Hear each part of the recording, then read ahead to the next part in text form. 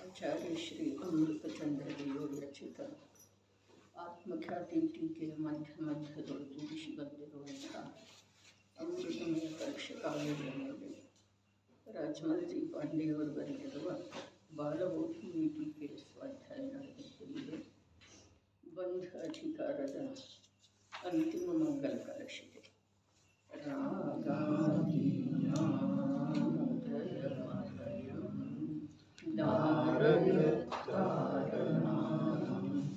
ಕಾರ್ಯಂ ಬಂಧಂ ವಿವಿಧಮಗುಣಾ ಸತ್ಯಮೇವ ಪ್ರಮುಖ ಜ್ಞಾನಜ್ಯೋತಿ ಕ್ಷಪಿತಮಿರಂ ಸಾಧು ಸನ್ನದ್ಧಮೇತತ್ ತದ್ವದ್ಯದ್ವ ಪ್ರಸರಮಹಃ ಗೋಪಿನಾಶ್ಯಾಮೂರ್ತಿ. ಹೇಗಿದೆ ಜ್ಞಾನಜ್ಯೋತಿಯು ಕ್ಷಪಿತ ತಿಮಿರಂ, ಅದು ಜ್ಞಾನಾವರಣ ದರ್ಶನಾವರಣ ಕರ್ಮವನ್ನು ವಿನಾಶ ಮಾಡಿರುವಂಥದ್ದಿದೆ.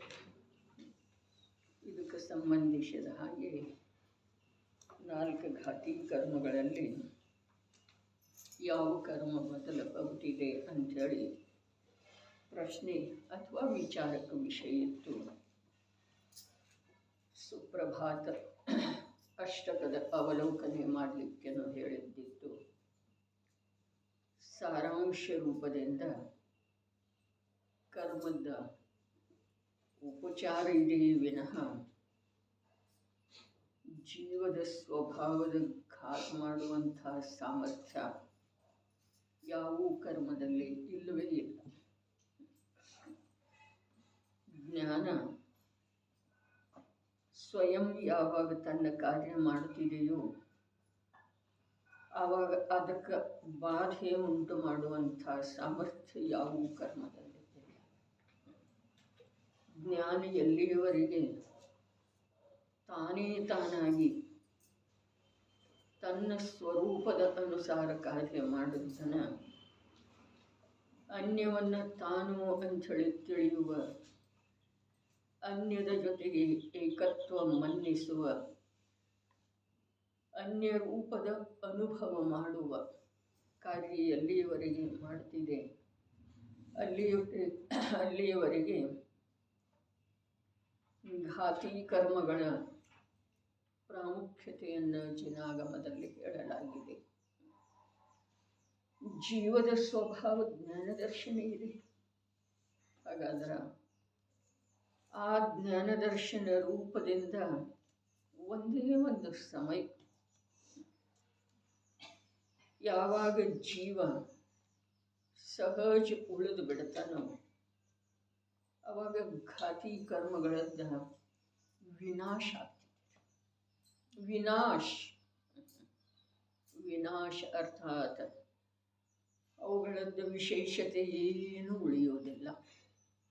ಇಲ್ಲನಲ್ಲ, ಇಲ್ಲೇನಿದೆ ರೀ, ಇಲ್ಲೋ ಅಥವಾ ಇದೆ ರೀ.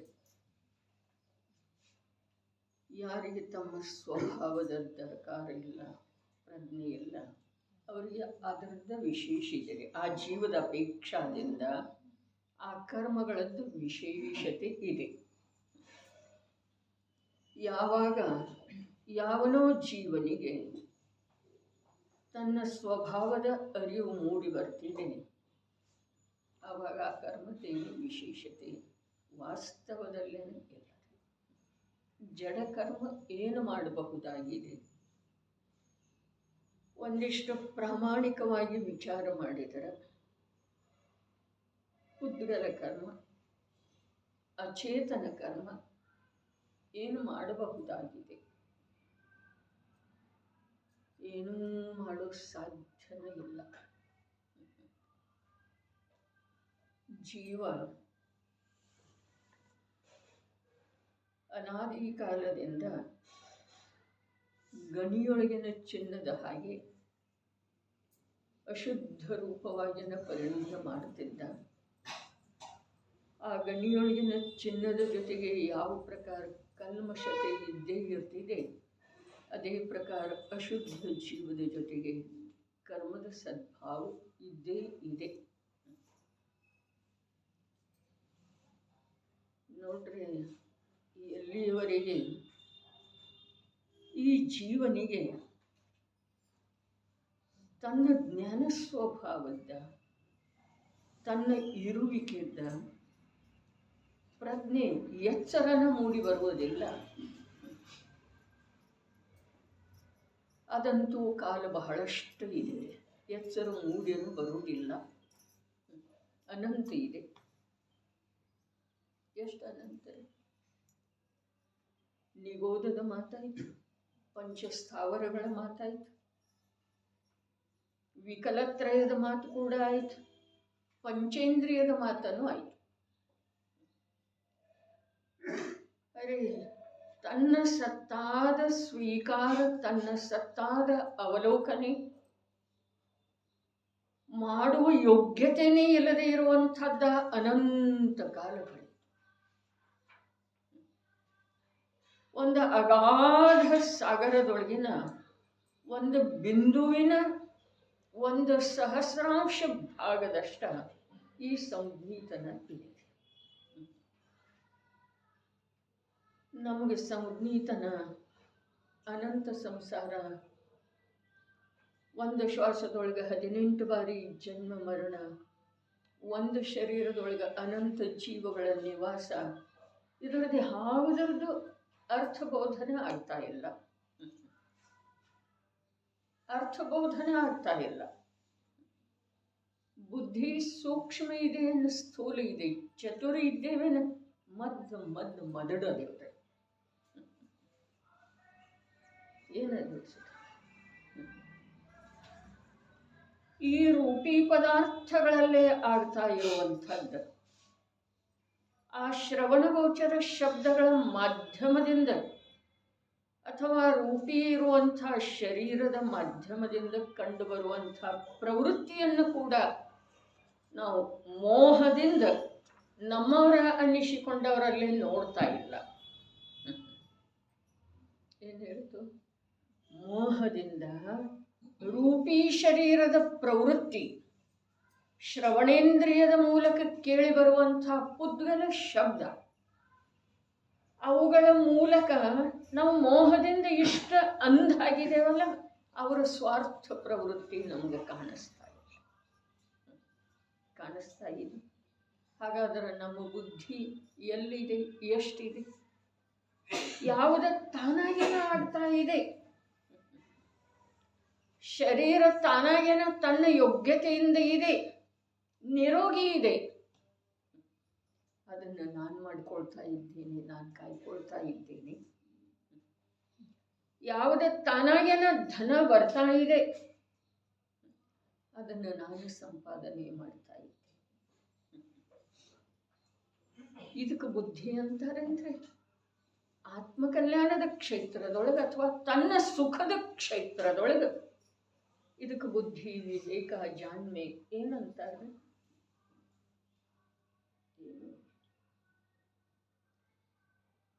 ಪ್ರತ್ಯಕ್ಷ ವಿರೋಧಿಗಳನ್ನು,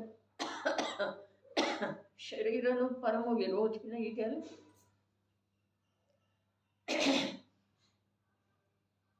ಆತ್ಮನ ಸ್ವಭಾವದಿಂದ ಅದರ ಸ್ವಭಾವ ವಿರುದ್ಧ ಇದೆ.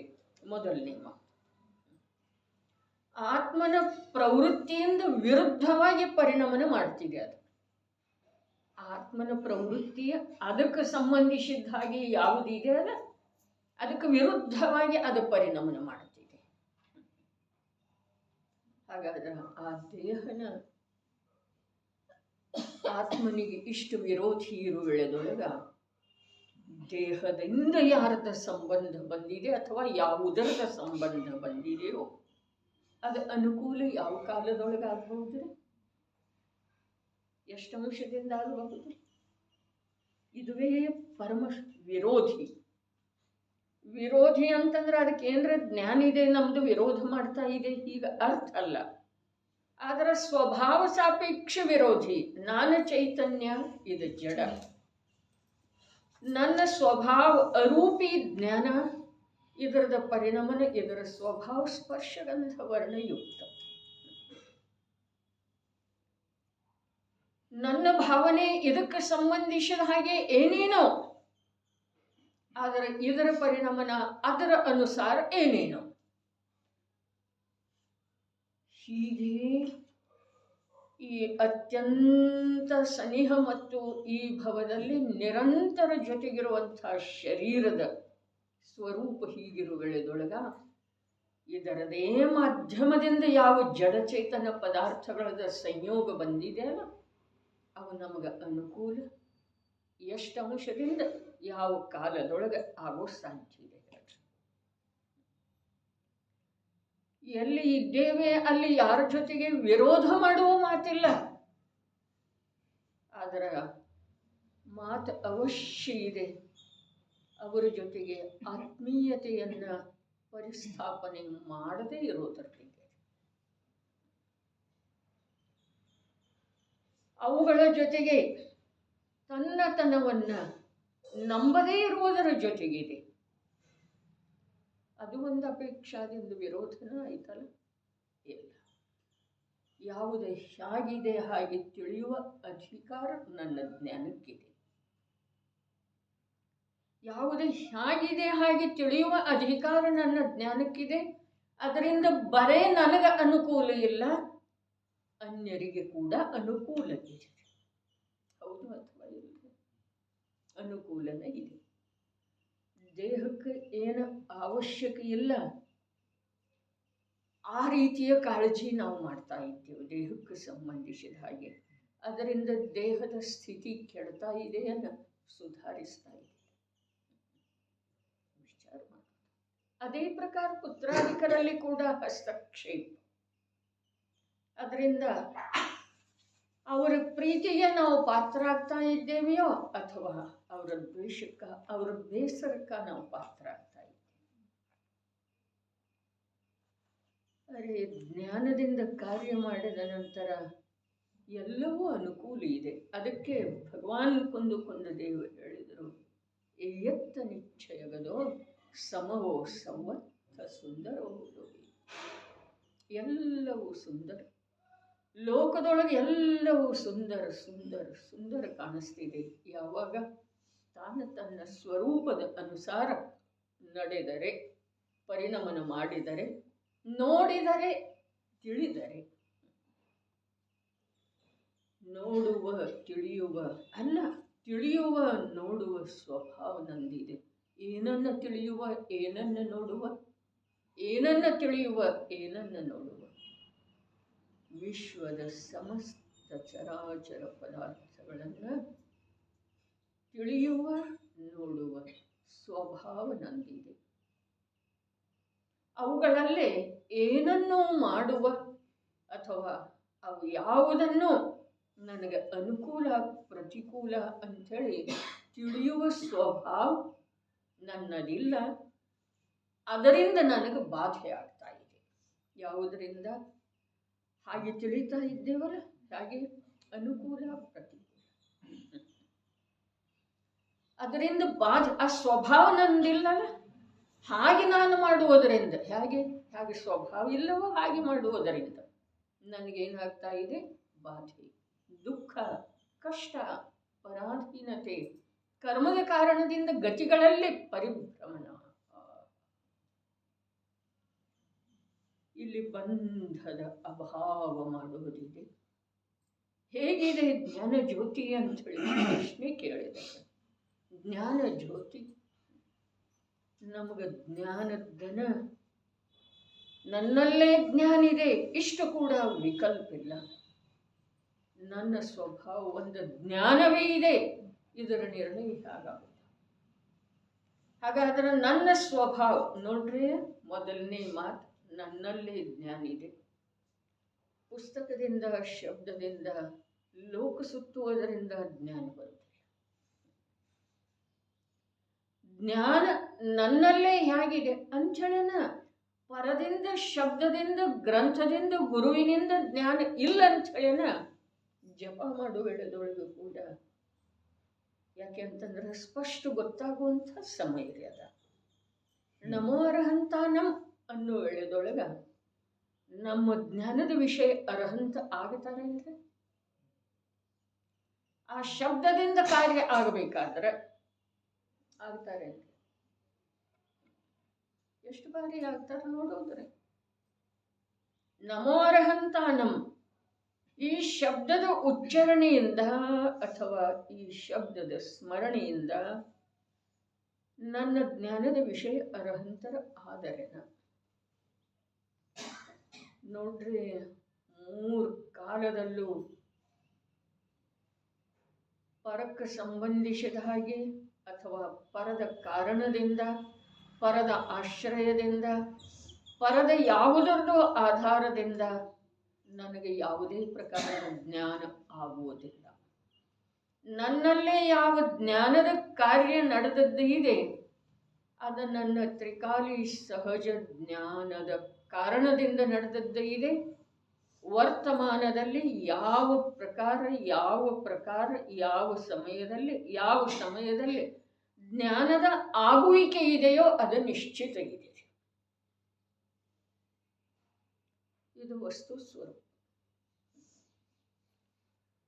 ಹಾಗಾದ್ರೆ ನಮೋರಹಂತ ನಮ್ಮ ಅನ್ನೋದರಿಂದ ಇನ್ನೊಂದು ವಿಷಯ ನಮ್ಮ ಪರಿಣಾಮದೊಳಗೆ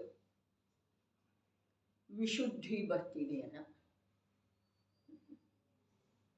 ಕಷಾಯದ ಮಂದತೆ ಆಗ್ತಿದೆಯನ್ನ,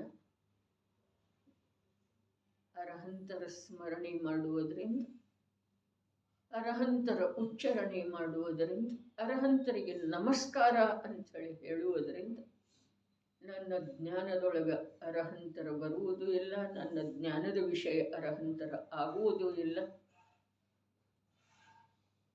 ನನ್ನ ಪರಿಣಾಮದೊಳಗೆ ವಿಶುದ್ಧಿ ಬರುವುದು ಇದೆಲ್ಲ ಒಂದು ಸ್ವಲ್ಪ ಬೇರೆ ಅನಿಸೋದಿಲ್ಲನ. ಅರೆ ಬೇರೆ ಇದೆ ಅದನ್ನು ತಿಳಿಲಿಲ್ಲ ಅಂತ ಹೇಳಿನ ನಾವು ಬೇರೆ ಆಗಲಿಲ್ಲ. ಬೇರೆ ಏನಾಗೋದ? ಸುಖಿ ಆಗೋದು. ಬೇರೆ ಏನಾಗೋದ? ಮೋಕ್ಷ ಮಾರ್ಗದೊಳಗೆ ಬರೋದು. ಬೇರೆ ಏನಾಗೋದ? ಜೀವ ಆಗೋದ್ರಿ. ಬೇರೆ ಇದೆ ಅನ್ಯದ ಕಾರಣದಿಂದ ಭಗವಂತನ ನಾಮಸ್ಮರಣೆಯಿಂದ ಇದ ನಮಗೆ ಬುದ್ಧಿಯೊಳಗೆ ತಿಳಿದನೂ ಬರೋದಿದೆ, ಪರೀಕ್ಷೆ ಮಾಡಲಿಕ್ಕೆ ಅವಕಾಶನೂ ಇದೆ.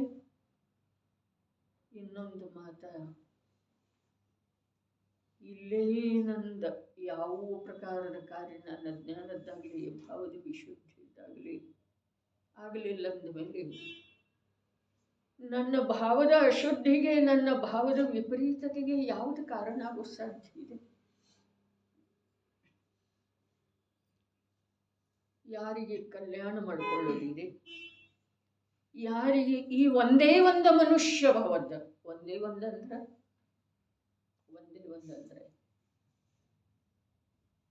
ಇದು ಮತ್ತೆ ದೊರಕುವುದರದ ನಿಶ್ಚಿತತೆ ಇಲ್ಲ ಅಂಥೇಳಿ ಇದು ಒಂದೇ ಒಂದು ಮನುಷ್ಯ ಭವದ ಸಾರ್ಥಕತೆ ಮಾಡಿಕೊಳ್ಳೋದಿತ್ತು ಅಂತಂದ್ರೆ ಇದು ವಿಚಾರ ಮಾಡೋದು. ನನಗೆ ಯಾವ ಪರದಿಂದ ಜ್ಞಾನ ಆಗ್ತಿದೆ, ಗ್ರಂಥದಿಂದ ಜ್ಞಾನ ಆಗ್ತಿದೆ, ಯಾವುದೋ ಒಂದು ಕ್ಷೇತ್ರ ವಿಶೇಷದಿಂದ, ಆಯತನದ ವಿಶೇಷದಿಂದ, ಧರ್ಮಾಯತನ ಅಂತೇಳಿ ಹೇಳಿದಾರಲ್ಲ, ಧರ್ಮಾಯತನ ಅಂತೇಳಿ ಹೇಳಿದರು. ಹಾಗಾದ್ರೆ ಆಯತನದ ವಿಶೇಷದಿಂದ ಸಿದ್ಧಕ್ಷೇತ್ರ ಅಂಥೇಳಿ ಹೇಳಿದರು, ಹೌದಲ್ಲ. ತೀರ್ಥ ಅಂಥೇಳಿ ಹೇಳಿದರು, ಹೌದು. ಆದರೆ ಯಾರಿಗೆ ತೀರ್ಥ, ಯಾರಿಗೆ ಸಿದ್ಧಕ್ಷೇತ್ರ? ಯಾರು ಸಿದ್ಧ ಆಗಿ ಹೋದ್ರು ಅವ್ರದ್ದು ಸಿದ್ಧಕ್ಷೇತ್ರ. ತೀರ್ಥ ಯಾರಿಗೆ?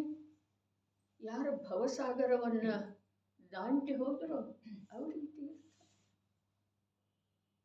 ಹಾಗಾದ್ರೆ ಆ ಕ್ಷೇತ್ರ ವಿಶೇಷದಿಂದ ಅವರು ದಾಟಿ ಹೋದರು ಅಥವಾ ತನ್ನ ಸ್ವಭಾವದೊಳಗೆ ತಾನು ಉಳಿದ ನಿರಾಕುಲ ಶಾಂತಿಯ ಆನಂದದ ಅನುಭವ ಮಾಡ್ತಾ ದುಃಖ ಸಾಗರವನ್ನು ದಾಟಿ ಹೋದರು. ಪರಾಶ್ರಯದಿಂದ ಹೋದ್ರೇನ, ಕ್ಷೇತ್ರದ ವಿಶೇಷದಿಂದ ಹೋದ್ರೇನ, ಶಬ್ದದ ವಿಶೇಷದಿಂದ ಜ್ಞಾನಿ ಆದರನ ಸಿಂಹ ಪರ್ಯಾಯದಲ್ಲಿರುವಂಥ ಆ ಚೇತನಾತ್ಮನಿಗೆ ಚಾರಣ ಮುನಿಗಳ ಉಪದೇಶದಿಂದ ಆತ್ಮಜ್ಞಾನ ಐತೇನ? ಚಾರಣ ಮುನಿಗಳ ಉಪದೇಶದಿಂದ ಆಗಬೇಕಾದ್ರೆ ಆದಿದೇವನ ದಿವ್ಯ ಧ್ವನಿಯಿಂದ ಯಾಕಾಗಲಿಲ್ಲ? ಜೀವ ಅದೇ ಇತ್ತಲ್ಲ, ಅದಕ್ಕಿಂತಲೂ ಉತ್ಕೃಷ್ಟ ದಶೆಯೊಳಗಿತ್ತರೆ ಇತ್ತು ಅಥವಾ ಇಲ್ಲ? ಹಾಗಾದ್ರೆ ಚಾರಣ ವೃದ್ಧಿಧಾರಿ ಮುನಿರಾಜರ ಉಪದೇಶದಿಂದ ಅದಕ್ಕೆ ಸ್ವರೂಪ ಜ್ಞಾನ ಆಯಿತು. ಏನಾಯಿತು? ಎಲ್ಲ ನಿಮಿತ್ತದ ಕಥನ ಇದೆ ಇದೆ ಇದೆ. ಸ್ವಾಧ್ಯಾಯ ಮಾಡುವವರಿಗೆಲ್ಲರಿಗೂ ಜ್ಞಾನ ಐತೆನ? ಒಂದೇ ರೀತಿಯ ಜ್ಞಾನ ಐತೆನ? ಜ್ಞಾನ ಆಯಿತು ಅಂಥೇಳಿ ಇಟ್ಕೊಳ್ಳೋನು, ಅದೇ ಯಾತಕ್ಕೆ ಇಟ್ಕೊಳ್ಳೋದು? ಅಸತ್ಯ ಯಾತಕ್ಕೆ ಇಟ್ಕೊಳ್ಳೋದ್ರಿ? ಒಂದೇ ರೀತಿಯ ಜ್ಞಾನ ಐತೆನ? ಜ್ಞಾನ ಆಯ್ತನ? ಇದು ಮೊದಲನೇ ಪ್ರಶ್ನೆ. ಗ್ರಂಥದ ಅಧ್ಯಯನ ಮಾಡುವುದರಿಂದ, ವಾಚನ ಮಾಡುವುದರಿಂದ ಜ್ಞಾನ ಐತೆನ? ಆದರೆ ಎಲ್ರಿಗೂ ಒಂದೇ ಪ್ರಕಾರ ಆಯ್ತೇನ? ಒಂದೇ ಪ್ರಕಾರ ಆದ ನಂತರ ಒಂದೇ ಪ್ರಕಾರ ಉಪಯೋಗ ಆಯ್ತೇನ? ಒಂದೇ ಕಾಲದೊಳಗೆ ಒಂದೇ ರೀತಿಯಿಂದ ದರ್ಶನ ಮೋಹದ ಉಪಶಮಕ್ಕಾಗಲಿ ಸಮ್ಯಕ್ ದರ್ಶನಕ್ಕಾಗಲಿ ಕಾರಣ ಆಯ್ತೇನ? ಹಾಗಾದ್ರೆ ಈ ಭ್ರಮೆಯನ್ನ ಇನ್ನೂ ಎಷ್ಟು ದಿವಸ ಪರಿಪಾಲನೆ ಮಾಡ್ಕೊಂಡು ನಡ್ಕೊಂಡು ಹೋಗೋದ್ರಿ? ಶಾಸ್ತ್ರದಿಂದ ಜ್ಞಾನ ಆಗ್ತಿದೇನಿಲ್ರಿ? ಹಾಗಾದ್ರೆ ಶಾಸ್ತ್ರದ ಸ್ವಾಧ್ಯಾಯವನ್ನ ಯಾವುದರ ಸಲುವಾಗಿ ಕಳೆದ 30-35 ವರ್ಷದಿಂದ ಸ್ವಾಧ್ಯಾಯದ ಮೇಲೆ ಒತ್ತು ಯಾವುದರ ಸಲುವಾಗಿ ಹೇಳ್ತಾ ಇದ್ದೀರಿ? ಉತ್ತರೋತ್ತರ ಅಲ್ಲಿ ಹೋಗಿ ಹತ್ತಬೇಕಾದ್ರೆ ಉತ್ತರೋತ್ತರ ಕಠಿಣ ಮಾಡ್ಕೊಳ್ಬೇಕಾದ್ರೆ ಅಂದರೆ ಉತ್ತರೋತ್ತರ ದೂರ ಆಗ್ತಾರೆ, ಉಲ್ಟಾ ಆಗ್ತಾರೆ. ಏನಿದೆ ರೀ, ಅವಲೋಕನೆ ಮಾಡಿದ ನಂತರ ಸ್ಪಷ್ಟ ಇದೆ ಸುಧತಾಯಿ. ಆಯುಗಲೇ ಮನನ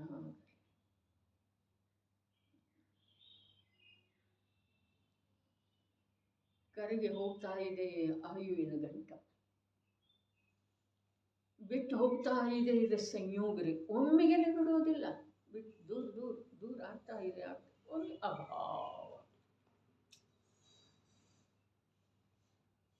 ಎಷ್ಟು ನಮಗೆ ವಿಶ್ವಾಸ ಇದೆ ಹೇಳ್ರಿ, ಅದರದೆಷ್ಟು ವಿಶ್ವಾಸ ಇದೆ ರೀ? ಯಾವುದು ವಿಶ್ವಾಸಕ್ಕೆ ಅಂಶ ಮಾತ್ರ ಕೂಡ ಅರ್ಹ ಇಲ್ಲ, ಅದರದ ವಿಶ್ವಾಸ ಸಂಪೂರ್ಣ. जिसका करना चाहिए निरंतर विस्मरण उसका कर रहे हैं निरंतर स्मरण अंध लालचन भाई मोदी ಹೇಳಿದ್ದಾರೆ. जिसका करना चाहिए निरंतर स्मरण उसका हो रहा है निरंतर विस्मरण.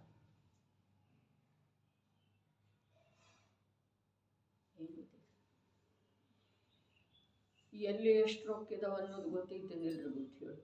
ಅಪ್ಪಾಜಿ ಒಮ್ಮೆ ಹೇಳಿದ್ರ, ಅಂಗಡಿಯೊಳಗೆ ಎಷ್ಟು ಪ್ರಕಾರದ್ದು ಸಾಮಾನು ಅದಾವ ನಿಮ್ಮ 2-3 ಸಾವಿರ ಅಂಥೇಳಿ ಏನೋ ಹೇಳಿದ್ರೆ ಅವೆಲ್ಲ ಸ್ಮರಣೆಯೊಳಗದವೇನಿಲ್ಲ. ಏನಾದ್ರ ಮೇಲೆಲ್ಲ ಬರಲಿಟ್ಟದ್ದಿದ್ದೀರಿ, ಅದೇ ಬುದ್ಧಿಯೊಳಗೆ ಬರ್ತದೆ. ಆದರೆ ನಾನು ಈ ದೇಹದಿಂದ, ಈ ಸಂಯೋಗದಿಂದ, ಈ ಏನೇನು ನಂಬಿಕೊಂಡಿದ್ದೀನೋ ಇದು ಎಲ್ಲದರಿಂದ ಭಿನ್ನ ನಂಬುಗೆ ಮಾಡುವಂಥ ವಸ್ತು ಸುಂದರ ಸುಂದರ ಅರೂಪಿ ಅಸ್ಪಷ್ಟ ಅಶಬ್ದ ಅಗಂಧ ಅರಸರೂಪದ ತತ್ವ ನಾನಿದ್ದೇನೆ, ಪರಮ ಶಾಂತಿಯ ಸಾಗರ ನಾನಿದ್ದೇನೆ. ಇಷ್ಟು ಶಬ್ದದಿಂದ ಬೇಕಾದರೆ ಕೇಳಿದ್ರೂ ಕೂಡ ಅದರದ್ದು ಯಾವ ಪ್ರಭಾವನೂ ಆಗುವುದಿಲ್ಲ. ನಿನ್ನೆ ಹೇಳ್ತಲ್ಲ, ನಡ್ರಿ ನಿಮ್ಮನ್ನ ಸ್ಟೇಜ್ ಮೇಲೆ ಕರೀತಾರೆ ಅಂದರೆ ಏನಾಗ್ತಿದೆ ಅದನ್ನು ಒಳಗೆ ನೋಡ್ಕೊಳ್ಳೋದ್ರಿ. ಏನು ಆಶ್ಚರ್ಯ ಆಗ್ತಿದೆ, ಏನು ಆನಂದ ಆಗ್ತಿದೆ, ಏನಾಗ್ತಿದೆ ಶಬ್ದದಿಂದ ಹೇಳಲಿಕ್ಕೆ ಬರುತ್ತೆ. ಹಾಗಾದರೆ ಈ ನನ್ನ ಕಥೆಯನ್ನು ಕೇಳಿ, ನನ್ನ ಸ್ವರೂಪದ ವಿವೇಚನೆಯನ್ನು ಓದಿ, ನನ್ನಲ್ಲಿ ಏನೂ ಆಗುವುದಿಲ್ಲ. ಅದಕ್ಕೆ ಜ್ಞಾನಿ ಗುರುಗಳು ಹೇಳಿದರು, ನೀನೇನು ಚಿತ್ರಿಸಿದ ಮನುಷ್ಯ ಇದ್ದೀಯನಪ್ಪ, ಜೀವಂತತೆ ಇಲ್ಲ ನಿನ್ನಲ್ಲಿ. ಹೇಗಿದೆ ಜ್ಞಾನಜ್ಯೋತಿಯು? ಯಾರ್ದ್ರೆ? ಯಾರ್ದು ಕೇಳ್ತಾ ಇದ್ದಾರೆ? ಯಾರಿಗೆ ಹೇಳ್ತಾ ಇದ್ದಾರೆ? ಯಾರ್ದು? ಟೋಡರ್ ಮಲ್ಲರು ಹೇಳಿದ್ರು, ಎಂದಾದರೂ ಜಿನವಾಣಿಯನ್ನು ಕೇಳಿದ್ರೆ ಯಾಕೆ ಕೇಳ್ತಾನೋ? ಯಾರ್ದೋ ಕಥೆಯನ್ನು ಯಾರ್ದೋ ಹೇಳೋರು ಹಾಗೆ. ತನಗೇನು ಸಂಬಂಧ ಇಲ್ಲ. ಇಲ್ಲಿ ಪ್ರಶ್ನೆ ಇದೆ ಅಲ್ಲ, ಏನ? ಹೇಗಿದೆ ಜ್ಞಾನ ಜ್ಯೋತಿಯು? ನಾನು ಯಾರ? ಅದಕ್ಕೆ ಹೇಳಿತು, ಬರ್ತಾ ಇತ್ತು ವಿಷಯ. ಏನ? ಜ್ಞಾನ ನನ್ನಲ್ಲೇ ಇದೆ, ಜ್ಞಾನ ಗ್ರಂಥದೊಳಗಿಲ್ಲ. ವಿಶುದ್ಧಿ ನನ್ನಲ್ಲೇ ಇದೆ, ವಿಶುದ್ಧಿ ಮಂದಿರದೊಳಗಿಲ್ಲ. ಸುಖ ನನ್ನೊಳಗಿದೆ, ಸುಖ ನಿರೋಗಿ ಶರೀರ ಅಥವಾ ರಾಶಿ ರಾಶಿ ಧನದೊಳಗಿಲ್ಲ. ಜ್ಞಾನ ನನ್ನೊಳಗಿದೆ, ಸುಖ ನನ್ನೊಳಗಿದೆ. ಇವು ಎರಡು ಮಾತಿಂದ ವಿಶ್ವಾಸ ಮೊದಲು. ಆಮೇಲೆ ಎರಡನೇ ಭೂಮಿಕಾ ಏನಿದೆ ಸುಲಭತಾಯಿ? ನಾನು ಜ್ಞಾನ ಮತ್ತು ಸುಖವನ್ನು ಹೊರತುಪಡಿಸಿ ಬೇರೆ ಏನು ಇಲ್ಲವೇ ಇಲ್ಲ. ಇದು ಎರಡನೇ ಇಷ್ಟ. ಮೂರನೇದ್ದೇನಿದೆ? ಮೂರನೇದ್ದೇನಿದೆ? ಆ ಜ್ಞಾನ ರೂಪದಿಂದ ಪರಿಣಾಮ ಮಾಡ್ತಾ ಆ ಸುಖದ ಅನುಭವ ಮಾಡ್ತಾ ಇರೋದಿದೆ. ಅದಕ್ಕೆ ಅರ್ಧಾದರೂ ಬಾಧೆ ಇದೆ ಅಂದರೆ ಕಾಲ, ಕ್ಷೇತ್ರ, ಹಗಲಿ, ರಾತ್ರಿ, ಅಮಾವಾಸ್ಯೆ ಇವತ್ತಿದೆ ಅಲ್ಲ. ಇವತ್ತಿದೆ ರೀ. ಏನಿದೆ? ಅಮಾವಾಸ್ಯೆ. ನಮಗೆ ಅಮಾವಾಸ್ಯೆ ಬಿಟ್ಟು ಏನಿದೆ ರೀ ನಮ್ಮ ಜೀವನದೊಳಗೆ? ಇವತ್ತೇನು ಹೊಸದಾಗಿದೆ ಅಮಾವಾಸ್ಯೆ? ನಮ್ಮ ಜೀವನದೊಳಗೆ ಅಮಾವಾಸ್ಯೆನೇ ಇದೆ. ಜ್ಞಾನ ಜ್ಯೋತಿ ಪ್ರಕಟನೆ ಆಗಿಲ್ಲಲ್ಲ ಒಳಗಡೆ. ಜ್ಞಾನ ಜ್ಯೋತಿ ಪ್ರಕಟ ಇಲ್ಲ ಅಂದಮೇಲೆ ಸುಖ ಇಲ್ಲವೇ ಇಲ್ಲ. ನೀ ಬೇಕಾದಷ್ಟು ಹಾರಾಡು, ಬೇಕಾದಷ್ಟು ಗದ್ದಲ ಮಾಡು, ನಾ ಸುಖಿ ನಾ ಸುಖಿ ನಾ, ಬೇಕಾದಷ್ಟು ಉಬ್ಬೇಕು ಹೋಗು ನಿನ್ನಲ್ಲೇ ನೀ. ಆದರೆ ಎಲ್ಲಿ ಜ್ಞಾನ ಜ್ಯೋತಿಯ ಪ್ರಕಟತೆ ಇಲ್ಲ, ಅಲ್ಲಿ ಸುಖದ ಅಂಶ ಇಲ್ಲ. ಇಲ್ಲ. ನೀ ಏನು ತಿಳ್ಕೊಳ್ತಿ? ತಿಳ್ಕೊಳ್ಳಿಕ್ಕೆ ನೀ ಚಕ್ರವರ್ತಿ. ನೀನೇನು ಬೇಕಾದ್ರೂ ತಿಳ್ಕೊಳ್ಬೋದು. ತಿರುಕ ರಾಜ ಅಂತ ಹೇಳಿ ತಿಳ್ಕೊಂಡಲ್ಲ, ಭಿಕ್ಷುಕ ತಿರುಗಿ ತಿಂದಾಮ, ದೊರೆ ಅಂತ ಹೇಳಿ ತಿಳ್ಕೊಂಡ. ಅವ ಶೇಖ್ ಮೊಹಮ್ಮದ ತುಪ್ಪದ ವ್ಯಾಪಾರಿ, ದೊಡ್ಡ ವ್ಯಾಪಾರಿ ಅಂತ ಹೇಳಿ ಕನಸ್ಕಂಡ. ಆದಂದ್ರೆ ಅವ ಹಾಗೆ ನಾವು ನಾ ಸುಖಿ, ನಾ ಸುಂದರ್, ನಾ ಸಬಲ್, ನನ್ನಂಥವ್ರು ಯಾರದ?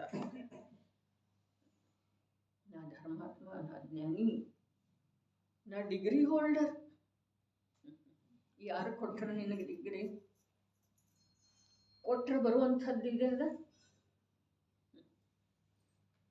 ಪದವಿ. ಯಾರು ಕೊಟ್ಟರು? ಪದವೀಧರ. ಡಿಗ್ರಿ ಅಂದ್ರೆ ಏನ್ರಿ? ಪದವೀಧರ. ಪದವಿ ಯಾರು ಕೊಟ್ಟರೆ? ನಿನ್ನಲ್ಲೇ ಆ ಪ್ರಕಾರದ ಯೋಗ್ಯತೆಯಿಂದ ನೀನು ಪಡ್ಕೊಂಡ್ಯೋ ಅಥವಾ ಅವ್ರು ಕೊಟ್ರೆ ಏನಿದೆ? ಎರಡನೇ ಸ್ಟೆಪ್ ಏನಿದೆ? ಮೊದಲನೇದ್ದೇನ? ಸುಖ ನನ್ನಲ್ಲೇ ಇದೆ, ಜ್ಞಾನ ನನ್ನಲ್ಲೇ ಇದೆ. ಧನದಿಂದ ಸುಖ ಇಲ್ಲ, ಇನ್ನೊಬ್ಬರಿಂದ ಸುಖ ಇಲ್ಲ, ಪುತ್ರನಿಂದ ಸುಖ ಇಲ್ಲ.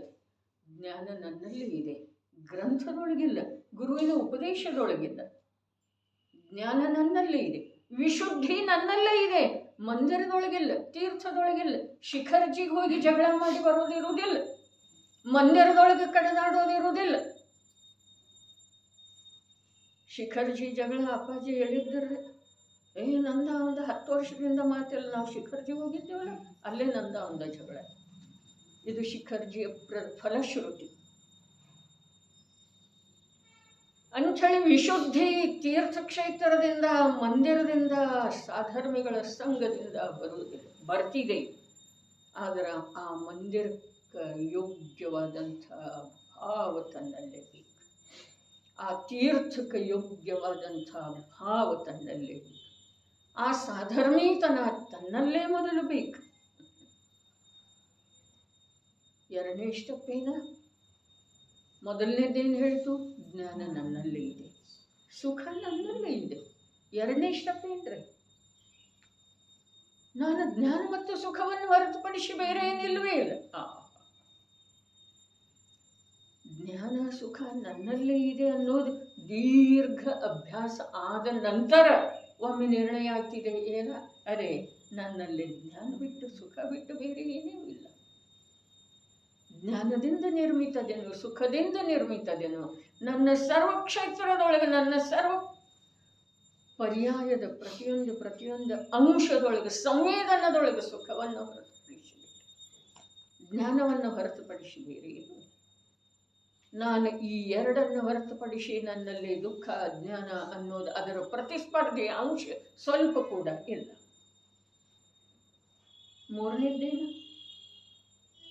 ಮೂರನೇ ಸ್ಟೆಪ್ ಏನಿದೆ ರೀ, ಮೂರನೇ ಹೆಜ್ಜೆ ಏನಿದೆ, ಜ್ಞಾನ ರೂಪದಿಂದ ಪರಿಣಮಿಸೋದ, ನಿರಾಕುಲ ಶಾಂತಿಯ ಅನುಭವ ಮಾಡೋದ. ಇದನ್ನೇ ಏನು ಹೇಳಿದರು, ಸಮ್ಯಕ್ ದರ್ಶನ ಅಂದರು, ಸಮ್ಯಕ್ ಜ್ಞಾನ ಅಂದರು, ಸಮ್ಯಕ್ ಚಾರಿತ್ರ ಅಂದರು. ಸಮ್ಯಕ್ ದರ್ಶನ ಅಂದ್ರೆ ವೀತರಾಗದೇವ ಶಾಸ್ತ್ರ ಗುರುವಿನ ಶ್ರದ್ಧೆ. ಹೌದು, ತನ್ನಲ್ಲೇನ ಜ್ಞಾನ ಇದೆ ಅಂಥೇಳಿ ಅವ್ನು ತಿಳಿದ ವೀತರಾಗದೇವ ಶಾಸ್ತ್ರ ಗುರುವನ್ನ ನಿಜವಾಗಿ ನಂಬಿದ್ದಾರೆ.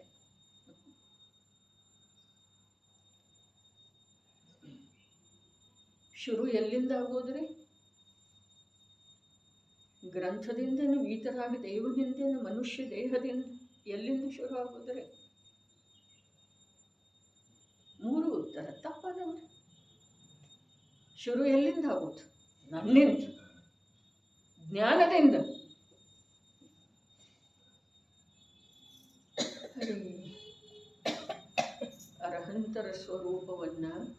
ಅರಹಂತರ ಸ್ವರೂಪದಿಂದ ತಿಳಿಯಲಾಯಿತು ಅಥವಾ ನನ್ನ ಜ್ಞಾನದಿಂದ ತಿಳಿಯಲಾಯಿತು? ಹೇಗಿದೆ ಜ್ಞಾನ ಜ್ಯೋತಿ? ಎಷ್ಟಂತ ಚರ್ಚೆ ಮಾಡೋದು. ಹೇಗಿದೆ ಜ್ಞಾನ ಜ್ಯೋತಿ? ವಿಪರೀತ ತಿಳಿಯೋದು ಕೂಡ ನನ್ನ ಜ್ಞಾನದ ಸ್ವಭಾವ ಇದೆ, ಪರದ ಕಾರಣದಿಂದ ಅಲ್ಲ. ಜ್ಞಾನದ ಸ್ವಭಾವ ವಿಪರೀತ ತಿಳಿಯೋದು. ವಿಜಯಬಾಯಿ, ವಿಪರೀತ ತಿಳಿಯೋದು ಕೂಡ ಕೂಮತಿ ಜ್ಞಾನ, ವಿಭಂಗ ಜ್ಞಾನ ಯಾರ್ದಿದೆ? ಜ್ಞಾನದ ಸ್ವಭಾವ ಇದೆ. ಸ್ವಭಾವ ಇದೆ, ಅದರ ತ್ರಿಕಾಲಿ ಸ್ವಭಾವ ಅಲ್ಲ. ವರ್ತಮಾನದ ಸಮಯ ಇದೆ, ಪರ್ಯಾಯದ ಸ್ವಭಾವ ಇದೆ, ವರ್ತಮಾನ ಸಮಯದ ಸ್ವಭಾವ ಇದೆ. ಪರದಿಂದ ಯಾವುದೂ ಒಂದು ಅಂಶ ಕೂಡ ಬರೋ ಸಾಧ್ಯ ಇಲ್ಲ. ಬಂದರೆ ಆ ಪರದ ಸತ್ತಾದ ಏನ ಅಸ್ತಿತ್ವ ಸಿದ್ಧ ಆಗುವುದಿಲ್ಲರಿ, ಅದರ ಸತ್ತಾದ ಸಿದ್ಧಿನ ಆಗುವುದಿಲ್ಲ.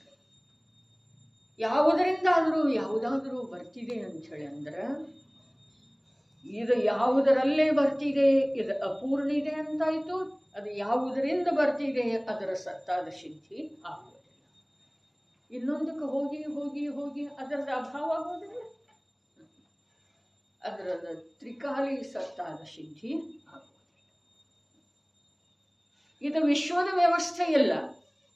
ಹಾಗಾದ್ರೆ ಆ ಪ್ರಕಾರದ ಮನ್ನಣೆ ಏನಿದೆಯಲ್ಲ, ಇದು ವಿಶ್ವದ ವ್ಯವಸ್ಥೆಯಿಂದ ವಿರುದ್ಧ ಇದ್ದ ಕಾರಣ ಅನಂತ ದುಃಖದಾಯಿ ಇದೆ, ಅನಂತ ದುಃಖದಾಯಿ ಇದೆ. ಏನ ಈ ಮನ್ನಣೆ, ಈ ಶ್ರದ್ಧೆ? ಹೇಗಿದೆ ಜ್ಞಾನ ಜ್ಯೋತಿಯು? ಕೇಳ್ತಾ ಇದ್ದಾರೆ. ಪ್ರಶ್ನೆನೇ ತಿಳಿಲಿಲ್ಲ ಅಂತಂದ್ರೆ ಉತ್ತರ ತಗೊಂಡು ಏನು ಮಾಡುವುದ್ರಿ ನಮ್ಗೆ? ಹೇಗಿದೆ ಜ್ಞಾನ ಜ್ಯೋತಿ? 2 ಶಬ್ದದವ್ರೆ. ಆ ಪ್ರಶ್ನೆ ತಿಳಿತಾರೆ ನಮ್ಗೆ? ಪ್ರಶ್ನೆದೊಳಗನ ಉತ್ತರ ಇರ್ತೈತಿ, ಆದ್ರೆ ಪ್ರಶ್ನೆನೇ ತಿಳಿಯೋದಿಲ್ಲರಲ್ಲ. ಅಂದಮೇಲೆ ಉತ್ತರ ತಿಳಿಯೋ ಮಾತು ಎಲ್ಲಿಂದ ಬರ್ತಿದೆ ಹೇಳ್ರಿ?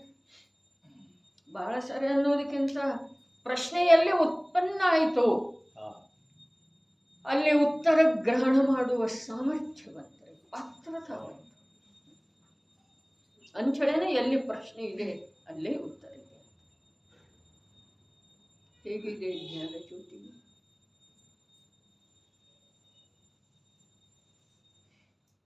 ಯಾವುದರಿಂದ ಹೇಳೋದ್ರಿ? ಯಾವುದರಿಂದ ಹೇಳೋದು? ಆ ಪ್ರಶ್ನೆಗೆ ಉತ್ತರ ಯಾವುದರಿಂದ ಹೇಳೋದು? ಜ್ಞಾನಾವರಣಾದಿ ಕರ್ಮಗಳನ್ನ ವಿನಾಶ ಮಾಡುವಂಥದ್ದಿದೆ. ಇದನ್ನು ಉತ್ತರವೇ. ನನಗೆ ಏನೋದು ಇದು उत्तर अनिसोदिಲ್ಲ. आपल्याला वाटतंय का हे उत्तर म्हणून? ಯಾರಿಗೆ ಅನ್ನಿಸ್ತಿದೆ ಹೇಳ್ರಿ ಇದು ಉತ್ತರ ಇದೆ ಅಂತ? ಹೇಗಿದೆ ಜ್ಞಾನ ಜ್ಯೋತಿಯು? ಜ್ಞಾನ ಆವರಣ ದರ್ಶನ ಆವರಣ ಕರ್ಮಗಳನ್ನು ವಿನಾಶ ಮಾಡುವಂಥದ್ದು. ಅದೇ ಅದು ಇನ್ನೊಂದರ ಮಾತು ಹೇಳ್ಬೇಡ್ನಿ, ಇದು ಹೇಗಿದೆ ಅನ್ನೋದು ಹೇಳ.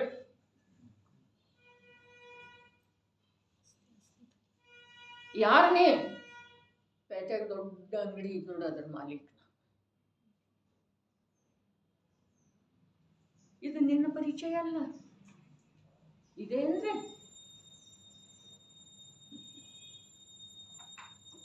ನೋಡ್ತಾ ನೋಡ್ತಾ ಮಾರ್ಕೆಟ್ ಎಲ್ಲ ಕೊಂಡು ತಗೊಳ್ಳುವಂಥ ಇದೆ. ಇದು ನಿನ್ನ ಪರಿಚಯ ಅಲ್ಲ. ಹೇಗಿದೆ ಜ್ಞಾನ ಜ್ಯೋತಿಯು? ಪ್ರಶ್ನೆ, ಆ ಪ್ರಶ್ನೆಯ ಭಾವ ನಮ್ಮ ಅಂತರಂಗವನ್ನು ಅಲಗಾಡಿಸಲಿಕ್ಕೆ ಬೇಕು. ಅಂದ್ರೆ ನಮಗೆ ಸ್ವಾಧ್ಯಾಯಕ್ಕೆ ಅಂದರೆ ಲಾಭ ಆಗೋದಿದೆ. ಅಲ್ಲೇನಿದೆ ಅದನ್ನು ಓದಿದೆವು, ಅಲ್ಲೇನು ಉತ್ತರ ಕೊಟ್ಟರು ಅದನ್ನು ಓದಿದೆವು, ಇಲ್ಲೇನು ಚರ್ಚೆ ಮಾಡಿದ್ರು ಅದನ್ನು ಕೇಳಿದೆವು, ಆಯಿತು. ಸ್ವಾಧ್ಯಾಯದ ಲಾಭ. ಅದಕ್ಕೆ ನೀವು ಹೇಳಿದ್ರಲ್ಲ, ಬಹಳ ತೂಕದ ಮಾತು ಹೇಳಿದರೆ, ವಯಸ್ಸಿಗೆ ಅನುಕೂಲವಾದಂಥ ಮಾತು ಹೇಳಿದರೆ. ಪರಂಪರೆಯಿಂದ ಉತ್ತರೋತ್ತರ ಎಷ್ಟು ಸಮೀಪ ಹೋಗಬೇಕು, ಉತ್ತರೋತ್ತರ ಅಷ್ಟು ದೂರ ಹೋಗ್ತಾ ಇದ್ದೇವೆ ಅಂತೇಳಿ ಹೇಳಿದ್ರಲ್ಲ. ವಯಸ್ಸಿಗೆ ಅನುಕೂಲವಾದಂಥ ಅನುರೂಪವಾದಂಥ ಮಾತು. ಇದಕ್ಕೆ ಅನುಭವ ಅಂತಾರ್ರಿ, ಜೀವನದ ಅನುಭವ. ದಿನ ಬಂದು ಕೂಡೋದ್ರದ ಅನುಭವ ರೀ. ಎಷ್ಟು ಮಳೆಗಾಲ ನೋಡಿದಾರ ಅಂತಾರಲ್ಲ, ಅಂದ್ರೆ ಏನ ಅಂದ್ರೆ ಅಷ್ಟು ಬುದ್ಧಿಯೊಳಗ ಪರಿಪಕ್ವತೆ ಬರ್ತಿದೆ. ಉತ್ತರೋತ್ತರ ದೂರ ಹೊಂಟಿದ್ದೇವೆ, ಸಮೀಪ ಹೊಂಟಿದ್ದೇವೆ. ಅದು ಬರೀ ಶಬ್ದ ಅಲ್ಲ, ಅದು ಪಶ್ಚಾತ್ತಾಪ ಪಡುವಂಥ ವಿಷಯ ಇದೆ. ಕಣ್ಣಿಂದ ನೀರಲ್ಲ, ರಕ್ತ ಬರುವಂಥ ವಿಷಯ ಇದೆ.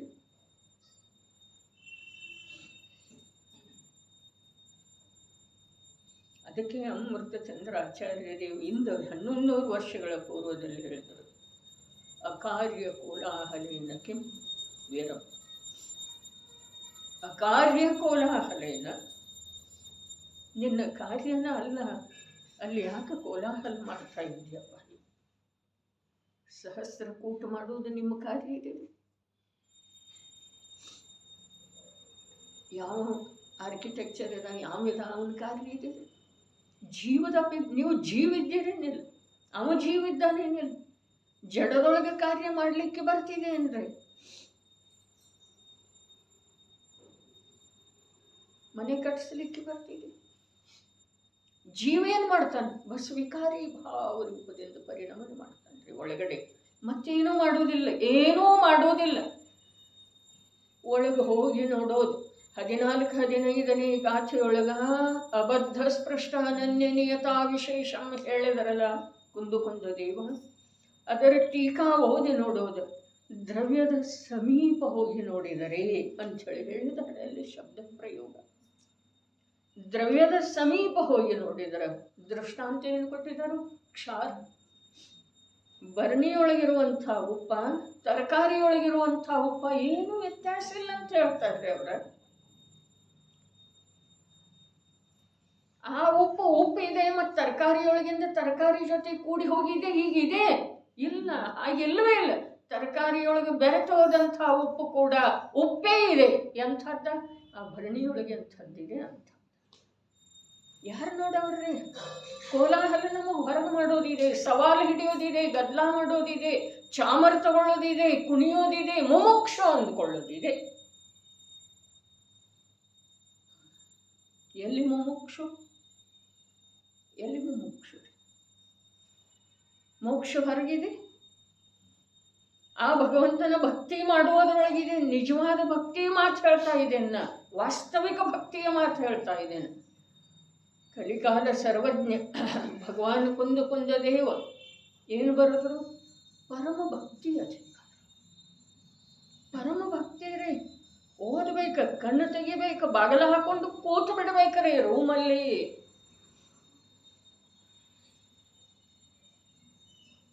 ಜೀವನ ಹೋಗ್ತಿದೆ, ಕೈಗೆ ಏನೂ ಬರುವುದಿಲ್ಲ. ಇಡೀ ದಿವಸ ನಡೆದು ನಡೆದು ನಡೆದು ನಡೆದು ನಡೆದು ಸುಸ್ತಾಗ್ತಿದೆ, ಗಾಣದ ಎತ್ತ. ಆದರೆ ಒಂದು ಇಂಚನೂ ಎಲ್ಲಿ ಹೋಗಿರುತ್ತಿಲ್ಲ, ಅಲ್ಲೇ ಎಲ್ಲಿ ಹೋಗಿರ್ತಿದೆ. ನಾವು ಇಡೀ ಜೀವನೆಲ್ಲ ಗ್ರಂಥಗಳನ್ನು ಓದಿದ್ದಾಯಿತು, ಅದರ ಭಾವದೊಳಗೆ ಏನಿಲ್ಲ, ಜ್ಞಾನದೊಳಗೆ ಏನಿಲ್ಲ. ನನ್ನ ಜ್ಞಾನ ನನ್ನಲ್ಲೇ ಇದೆ. ಜ್ಞಾನ ಅಂದ್ರೆ ನನಗೆ ಜ್ಞಾನ ಅನ್ನುವಂಥ ಶಬ್ದಕ್ಕೆ ಸಂಬಂಧಿಸಿದ ಹಾಗೆ ವಾಚ್ಯ ರೂಪದ ವಸ್ತು ನನ್ನಲ್ಲೇನೂ ಇದೆ, ಹೊರಗಡೆ ಎಲ್ಲೂ ಇಲ್ಲ. ಹೊರಗಿಂದ ಬಂದ್ರೆ ಅದು ಉಳಿಯೋದನ್ನೇ ಇಲ್ರಿ ಅಂಥೇಳಿ ಪುಸ್ತಕಿ ಜ್ಞಾನ ಎಲ್ಲ ನಷ್ಟ ಆಗಿ ಹೋಯ್ತ್ರಿ. ಯಾಕೆ ಪದವೀಧರರೆಲ್ಲ ಎಷ್ಟೋ ಪದವೀಧರರ ಜೀವನದೊಳಗ ಕೊನೆಗೆ ಹುಚ್ಚಾದರೂ ಅಥವಾ ಇಲ್ರಿ. 11 9 ಪೂರ್ವ ಓದಿದವರು ಕೂಡ ಕೊನೆಗೇನಾದರ್ರಿ, ನಿಗೋದ ಗಾಮಿ ಆದರ್ರಿ. ಅಲ್ಲಿಂದ ನೇರವಾಗಿ ಆಗಿರ್ಲಿಕ್ಕೆಲ್ಲ ಬಳಸಿ ಬಂದರ್ರಿ, ಅಲ್ಲಿ ಹೋಗಿ ಸುತ್ತಾಗಿ ಬಂದರ್ರಿ. ಹಾಗಾದ್ರೆ ಪದವಿ, ಈ ದುಡ್ಡ, ಈ ನಿರೋಗಿ ಶರೀರ, ಈ ವೈಭವ ಇದೇನಾಗೋದಿದೆ ರೀ? ಏನಾಗೋದಿದೆ? ಇದರಿಂದ ಏನಾಗೋದಿದೆ?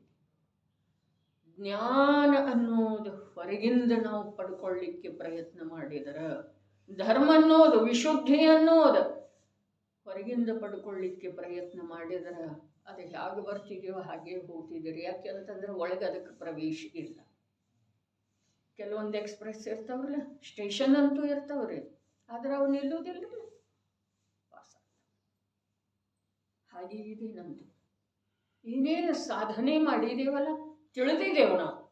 ನಾ ದಿನ ಬಸ್ತಿಗೆ ಹೋಗ್ತೇವೆ, ಜೀವನದೊಳಗೆ ಕಂದು ಮೂಲ ನೋಡೇ ಇಲ್ಲ, ತಿಂದೇ ಇಲ್ಲ, ಸ್ವಾದ ನೋಡಿಲ್ಲ. ಅದರಿಂದ ಏನಾಗ್ತಿದೆ, ಒಳಗೆ ನನ್ನಲ್ಲೇನೋ ಪ್ರಶ್ನೆ ಬರಬೇಕು. ನಾನು ಹೀಗೆ ಮಾಡಿದ್ದೇನೆ ಅಂಥೇಳಿ ಏನು ಅನ್ನಿಸ್ತಿದೆಯಲ್ಲ, ಅಲ್ಲೇ ನನ್ನಲ್ಲೇನೋ ಪ್ರಶ್ನೆ ಬರಬೇಕು. ಜಗತ್ತನ್ನು ನೋಡುವ ಅವಶ್ಯಕತೆ ಇಲ್ಲ, ಜಗತ್ತಿನಿಂದ ಏನು ಆಗಬೇಕಾಗಿಲ್ಲ, ಏನೂ ಆಗುವಂಥದ್ದು ಇಲ್ಲವೇ ಇಲ್ಲ.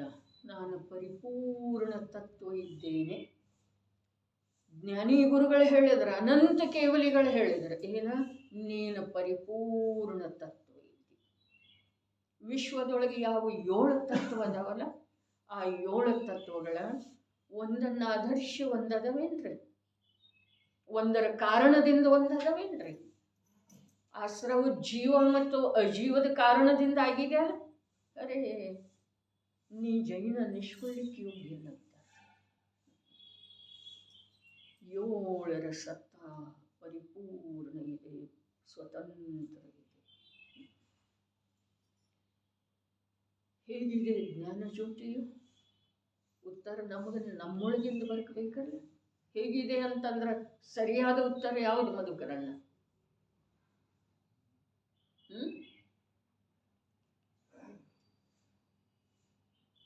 ಇಲ್ಲಿ ಹೇಳಿದ್ರೆ ಉತ್ತರ ಕ್ಷಪಿತ ತಿಮಿರಂ, ಅದು ಜ್ಞಾನಾವರಣ ದರ್ಶನಾವರಣ ಕರ್ಮವನ್ನು ವಿನಾಶ ಮಾಡಿರುವಂಥದ್ದು ಇದೆ. ಇದು ಉತ್ತರ ಸರಿ ಇದೆಯಾ? ಜನಾಗಮದೊಳಗಿರುವಂಥ ಉತ್ತರ ತಪ್ಪನ್ನುವ ಧೈರ್ಯ ಯಾರಿಗಿದೆ?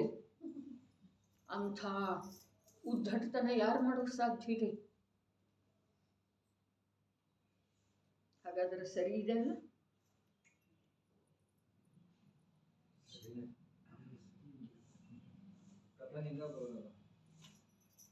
ಕಥನ್ ಹಿಂಗ ಬರೋದು, ಮುಂದ ಕಥನ್ ಹಿಂಗ ಬರೋದ್ರಿ, ಹಿಂಗ ಕೇಳೋದು ನಾವು, ಹಿಂಗ ಇರೋದು ನಾವು. ಹೌದೇನಿಲ್ರಿ?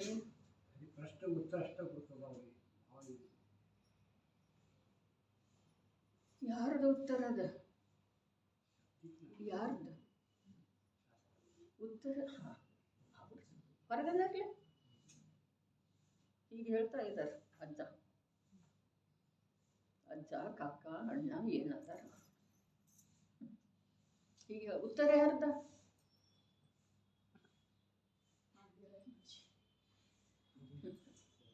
ಆದಿದೇವರ ಮುನಿರಾಜರದ ಟೀಕಾಕಾರರದ ನಿಂದೇನು ನಂದಿದ ದೇಹ ಈ ಮನೆ ಈ ಧನ ಈ ಮಕ್ಕಳ ಈ ನೌಕರಿ ಈ ದುಡ್ಡ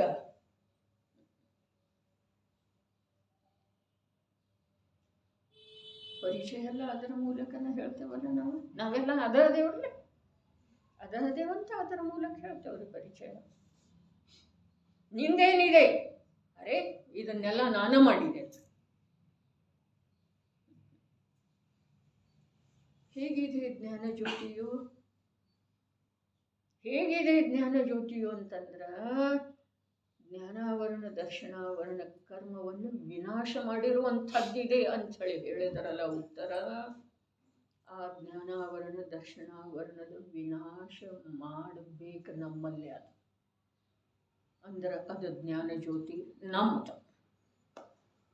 ತಿಳಿತೇನ್ರಿ? ಹೇಳ್ರಿ.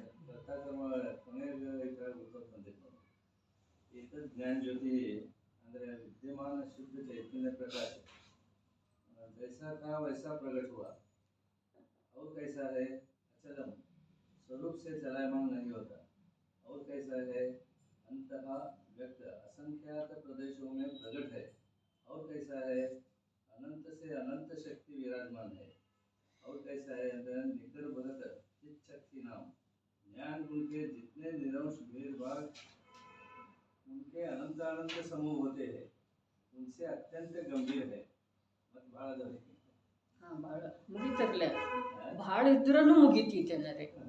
ಈಗ ನಾಲ್ಕಾರು ಓದಿದ್ರಿ ಇನ್ನೂ ಬಹಳ ಐತಿ, ವಿಸ್ತಾರ ಐತಿ, ಅದನ್ನು ಓದಿ ಬಿಡೋದೈತಿ. ಅದರ ಜ್ಞಾನ ಜ್ಯೋತಿ ಹೇಗಿದೆ ಅನ್ನೋದು ನಮ್ಗೆ ತಿಳಿತೇನ್ರಿ? ಅದು ಹಾಗಿದೆ ಅಂಥೇಳಿ ನಾವು ತಿಳ್ಕೊಂಡು ನಮಗೆ ಲಾಭ ಏನ್ರಿ? ಅದು ನಮ್ದು ಆಗಲಿಲ್ಲಲ್ಲ, ನಮ್ಮಲ್ಲೇ ಬರಲಿಲ್ಲಲ್ಲ, ಅದು ನಮ್ಮಲ್ಲೇ ಪ್ರಕಟ ಆಗಲಿಲ್ಲಲ್ಲ, ನಮ್ಮ ದರ್ಶನಾವರಣ ಜ್ಞಾನಾವರಣಗಳನ್ನು ವಿನಾಶ ಮಾಡಲಿಲ್ಲಲ್ಲ, ನಮಗೆ ಅಚಲ ಆಗಲಿಲ್ಲಲ್ಲ, ನಮಗೆ ಅಂತರಹಿತ ಆಗಲಿಲ್ಲಲ್ಲ. ಪ್ರಶ್ನೆಗೆ ಉತ್ತರ ಲಾಖ ಅದಾವ್ರಿ ಜಿನಾಗಮದೊಳಗೆ. ಆದ್ರೆ ಅದೆಲ್ಲ ಏನಿದೆ ನನಗೇನು ಉಪಯೋಗ ಇಲ್ಲ. ಹೇಳಿದ್ನಲ್ಲ, ಇದು ಶುದ್ಧ ಇದೆ ಭೋಜನ, ಬಾವಿ ನೀರು ಜೀವಾಳ ಬಾವಿಯೊಳಗನ ಬಿಟ್ಟಿದೆ. ಇವತ್ತೇ ವಿಷದ ಹಿಟ್ಟು, ಹಸುವಿನ ಸ್ತನದಿಂದ ಕರೆದಂಥ ಹಾಲನ್ನು 48 ನಿಮಿಷದೊಳಗೆ ಕಾಯಿಸಿದ್ದೆ ಇದೆ. ಮುಂದೇನು ಎಷ್ಟೆಲ್ಲ ಲಿಸ್ಟ್ ಹೇಳಿದರನು ಕೂಡ ನನಗೆ ಹಸಿವಿನೇ ಇಲ್ಲಲ್ಲ, ನನಗೆ ಊಟ ಮಾಡೋದನ್ನೇ ಇಲ್ಲ. ನನಗೆ ಜ್ಞಾನ ಜ್ಯೋತಿ ಇನ್ನೊಬ್ಬರದ ತಿಳ್ಕೊಂಡು ಅಥವಾ ತಿಳ್ಕೊಳ್ಳೋದನ್ನೇ ಇಲ್ಲ ನನಗೆ, ಅಥವಾ ನನ್ನಲ್ಲೇ ಇದೆ, ನಾನೇ ಜ್ಞಾನಮಯ ಇದ್ದೇನೆ, ನಾನು ಜ್ಞಾನವೇ ಇದ್ದೇನೆ ಅನ್ನೋದರ ಸ್ವೀಕಾರನೇ ನನಗಿಲ್ಲ. ಯೋಚನೆ ಮಾಡಿದ್ರೆ ಆಗಮದೊಳಗೆ ಲಾಖ ಉತ್ತರ ಇದ್ದಾವೆ, ಲಾಖ ಚರ್ಚೆ ಇದ್ದಾವೆ.